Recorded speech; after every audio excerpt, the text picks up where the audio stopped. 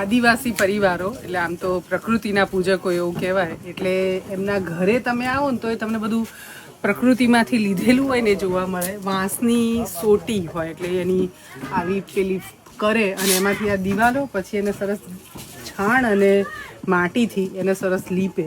આ ઘરમાં બહુ ઠંડક રહે અને આમ બહારથી એક જ ઘર આખું દેખાય અને પછી અંદર કમ્પાર્ટમેન્ટ હોય જુદા જુદા. આ જેમ કે બેઠક રૂમ છે, અમારા દેવેન્દ્રભાઈ છે કે આરએસએફમાંથી એમનું કામ કરવાનું પણ એરિયા છે અને આ એમનો બેડરૂમ છે અને એટલે વચ્ચે ખાલી વાંસ અને એમાંથી સરસ પેલું કમ્પાર્ટમેન્ટ કર્યા હોય અને એમનું રસોડું છે લીપણ ને બધાથી.